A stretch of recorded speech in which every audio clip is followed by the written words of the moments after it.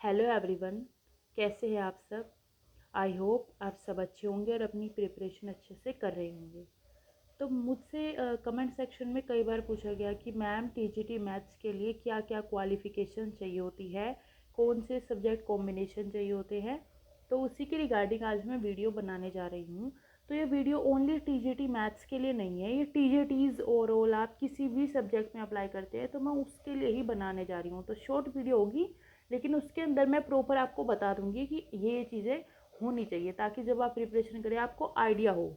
ऐसा ना हो कि आप इंटरव्यू या फिर रिटन आपने क्लियर किया, इंटरव्यू देने जा रहे हैं और वहाँ पे वेरिफिकेशन में कुछ इशू आए और आपको पहले से वो बात पता ना हो। तो यहाँ पे मैं बताने जा रही हूँ सभी टीजीटीज़ के लिए। तो इसके अंदर यहाँ पे आप देखिए टीजीटी मेंशन है, जो जो यहाँ पे मेंशन है मैं उनके बारे में बताने जा रही हूँ। फिर एक डिटेल वीडियो में ले आऊँगी जिसमें पीजीटी, टीजीटी और बाकी मिसलिनियस पोस्ट के लिए क्या क्या होती है, क्वालिफिकेशन क्या क्या चाहिए होता है उस पर बनाऊँगी। तो यह science, English, social science, math, Sanskrit, Hindi, इनके बारे में आपको बताने जा रही हूँ। तो इन सभी में क्या है, जो इसेंशियल है, जो ज़रूरी है वो हम डिस्कस करते हैं। डिज़ायर तो कुछ नहीं है, सब इसेंशियल ही है यहाँ पे। तो यहाँ पे क्या है, फर्स्ट ये है कि आपने 4 ईयर इंटीग्रेटेड डिग्री कोर्स कर रखी हो, जिसमें क्या है 12th के बाद वो हो जाती है हमारी डायरेक्ट 4 ईयर की। उसके अंदर क्या है, regional institute college of education यानी RI, उसको जो KV है वो बहुत मानता है RI की डिग्री को। तो RI इसने स्पेशली KV में जॉब के लिए ही कोर्स डिज़ाइन किए हैं। तो RI से अगर आपने किया हुआ है 4 ईयर इंटीग्रेटेड कोर्स जिसके अंदर कंसर्न आपका सब्जेक्ट हो, जैसे कि साइंस है तो साइंस से कोर्स किया हो, English English, social science, maths math, Sanskrit Hindi, ये सब। और 50% मार्क्स आपके हो टोटल, एटलीस्ट 50%, यानी मिनिमम 50% तो होने ही चाहिए।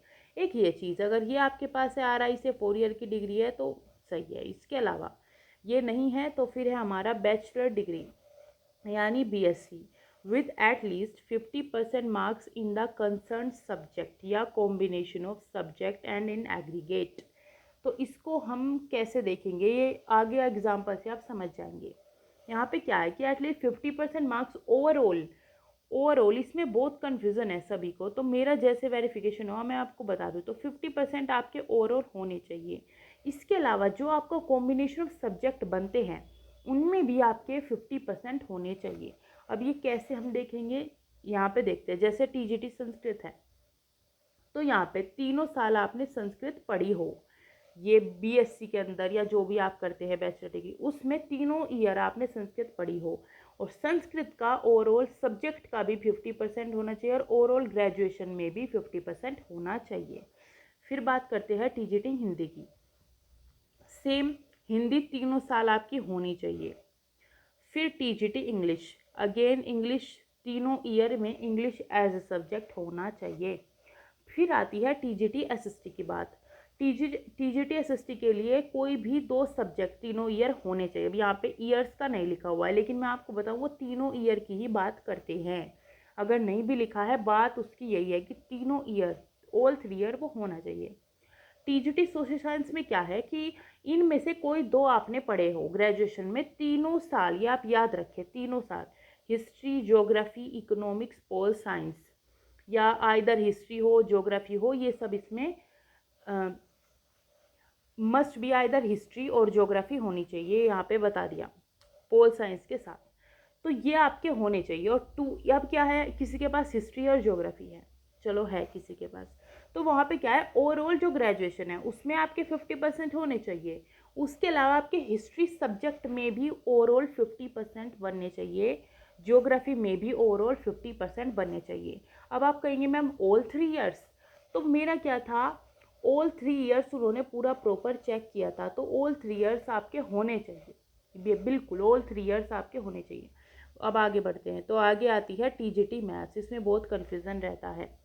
तो टीजीटी मैथ्स में क्या है, बैचलर डिग्री होनी चाहिए मैथ्स में with any 2 of the following subjects, यानी कि आप जो भी BSc कुछ भी करते हैं उसमें मैथ्स होना चाहिए एक सब्जेक्ट। उसके अलावा 2 सब्जेक्ट और होने चाहिए, जिसमें से वो फिजिक्स हो सकता है, केमिस्ट्री हो सकता है, इलेक्ट्रॉनिक्स हो सकते हैं, कंप्यूटर साइंस हो सकता है और स्टैटिस्टिक्स हो सकता है। इसके अलावा कोई और सब्जेक्ट नहीं चलेगा। तो मैथ्स की बैचलर डिग्री इन मैथ्स है, तो यहाँ पे मैथ्स होगा। उसके अलावा जैसे मेरे पास क्या था, बैचलर डिग्री इन मैथ्स और फिजिक्स और केमिस्ट्री थे। अब किसी के पास मैथ्स ऑनर्स उसने किया है, तो वहाँ पे क्या है, मैथ्स पढ़ा है और फिजिक्स या केमिस्ट्री 1 साल पढ़ लिया, ऐसे है। तो यहाँ पे ईयर मेंशन नहीं है, पर मैं आपको ईयर बता दूँ, ऑल 3 ईयर की ये बात करते हैं। ऑल 3 ईयर्स, ये आप याद रखिए, बैचलर डिग्री इन मैथ्स और जो एक कॉम्बिनेशन ऑफ 2 सब्जेक्ट्स है वो ऑल 3 ईयर्स होना चाहिए। उसके अलावा मैथ्स में तो वो आपके 50% होने ही चाहिए। बाकी जो सब्जेक्ट आप चूज़ करते हैं, जो भी आपके पास है, फिजिक्स है उसमें भी 50% ओवरऑल, केमिस्ट्री उसमें भी 50% ओवरऑल, और आपकी जो पूरी बैचलर डिग्री यानी आपका जो रिजल्ट आया है, जो आपकी मार्कशीट है, उसमें ओवरऑल 50% होने चाहिए। अगर किसी के सपोज आपके, मैं केस बताती हूँ जो मैंने देखा है, जब मैं इंटरव्यू देने गई थी तो उनके ओवरऑल 50% है ग्रेजुएशन में, उससे ऊपर है। फिर वहाँ पे मैथ्स में भी उनके 50% है। अब जो कॉम्बिनेशन ऑफ सब्जेक्ट है, सपोज फिजिक्स है उनके पास, तो फिजिक्स के अंदर क्या है उनके, यहाँ पे फिजिक्स है उसमें 49% मार्क्स थे, तो उसकी वजह से उनको डिस्क्वालीफाई कर दिया गया। अब आप ये देखेंगे, फॉर्म जब आप अप्लाई करते हैं तो वो आप कर सकते हैं, उसमें कोई इशू नहीं है, लेकिन जब रिटन क्लियर होता है उसके बाद इंटरव्यू आप देने जाएंगे तो वहाँ पे वो वेरीफाई करेंगे। फिर क्या हुआ, उनको इंटरव्यू नहीं देने दिया गया, इसी वजह से, ओनली 1% मार्क्स कम होने की वजह से। तो आपको ये बात पता हो, और सपोज आपके 50 है तो आप एलिजिबल है, 50.5 है एलिजिबल है, 51 है फिर तो आप पूरे एलिजिबल है।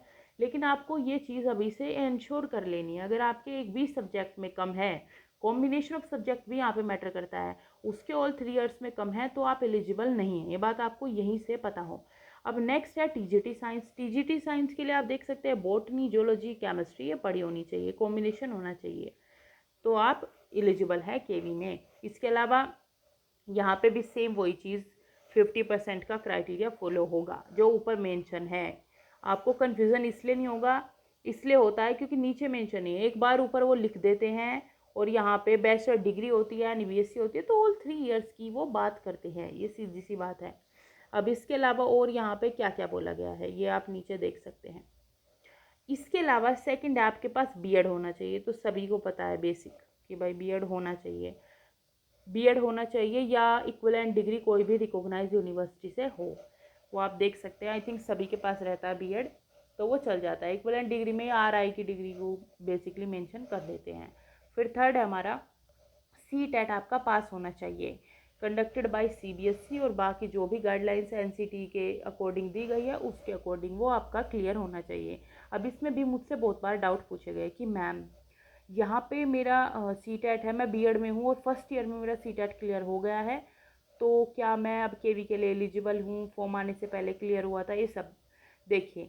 आप बीएड में आज की डेट में अगर एडमिशन लेते हैं आज, और नेक्स्ट डे आप सीटेट का फॉर्म फिल करते हैं, तो आप एलिजिबल है अगर आपका सीटेट क्लियर हो जाता है। बस सीटेट अपना क्लियर रखिए, कभी भी आती है वैकेंसी आप फिल कर दीजिए, और बीएड में एंटर होते ही आप सीटेट का फॉर्म फिल कर सकते हैं। उसमें फर्स्ट ईयर सेकंड ईयर का कोई क्राइटेरिया नहीं होता, ओनली सीटेट क्लियर होना चाहिए।